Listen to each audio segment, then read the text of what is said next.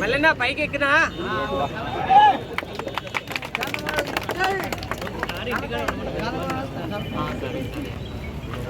ఇట్లా పల్లె చీను వాళ్ళు చీను కూడా పెద్ద ఎంత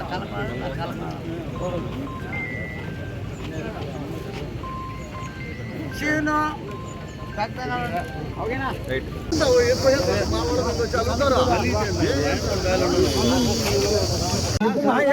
చంద్రబాబు నాయుడు ఆయనకు ఆశీర్వదించాల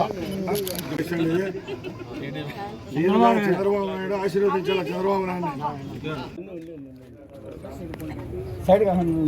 కెమెరా తిన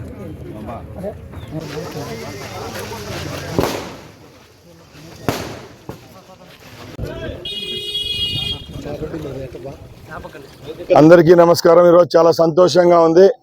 రాయచోటి నియోజకవర్గంలోనే కాకుండా రాష్ట్రంలో ఎక్కడా లేని విధంగా రెండో విడత అంటే ప్రభుత్వం ఏర్పాటు చేసిన తర్వాత రెండో నెల పెన్షన్ కార్యక్రమం దిగ్విజయంగా ఈరోజు కార్యక్రమాన్ని మొదలుపెట్టాం. ముఖ్యంగా చంద్రబాబు నాయుడు గారి ప్రభుత్వం పేదలపై ఎంత చిత్తశుద్ధి ఉందో మీ అందరికీ తెలుసు. గత ప్రభుత్వాల్లో పేదవాడిని చూస్తే అసహించుకునే పరిస్థితి ఆ రోజైతే, ఈరోజు హక్కును చేర్చుకొని నేనున్నానంటూ ప్రభుత్వం ఏర్పాటు చేసిన తర్వాత టెన్షన్గా 1వ తారీఖున ఇంటికి వెళ్ళి వాళ్ళ ఆశీర్వాదాలు తీసుకుంటూ పెన్షన్ ఇస్తున్న ప్రభుత్వం ఏదైనా ఉందంటే తెలుగుదేశం పార్టీ అని చెప్పేదానికి గర్వంగా ఉంది. ఈరోజు సుమారు 65 లక్షల మంది లబ్ధిదారులకు ఇంటి దగ్గరికే పెన్షన్ ఇస్తున్న ప్రభుత్వాన్ని మీరందరూ ఆశీర్వదించాలా. ముఖ్యంగా ఈ ప్రభుత్వం రాబోయే 5 సంవత్సరాల్లో ఏవైతే హామీలు ఇచ్చామో అవన్నీ తూచా తప్పకుండా నెరవేర్చేదానికి చంద్రబాబు నాయుడు గారి ప్రభుత్వం సిద్ధంగా ఉందని తెలియజేసుకుంటున్నా. అలాగే మన రాయచోటి నియోజకవర్గంలో సుమారు 40,000 మంది లబ్ధిదారులు ఉన్నారు ఈ పెన్షన్లకు.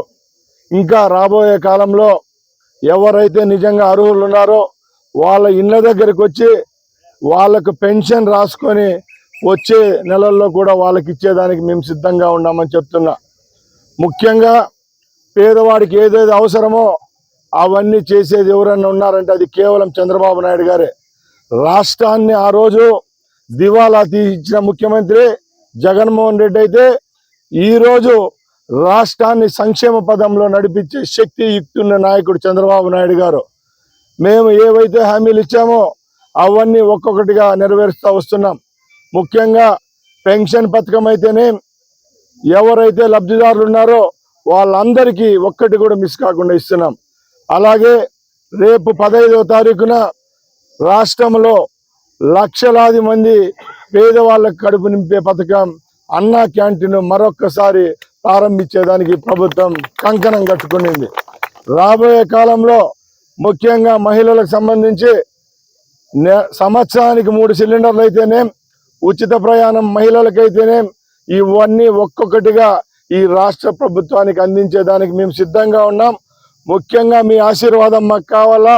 రాబోయే 5 సంవత్సరాల్లో మన రాష్ట్రాన్ని సువర్ణ రాష్ట్రంగా చేసుకునేదానికి పెద్దలు నారా చంద్రబాబు నాయుడు గారు అలాగే మా యువ నాయకులు లోకేష్ గారి నాయకత్వంలో ఈ రాష్ట్ర కేబినెట్ అంతా పనిచేస్తుందని మీ అందరి ముందు తెలియజేసుకుంటూ సెలవు తీసుకుంటున్నా. జై హింద్, జై తెలంగాణ.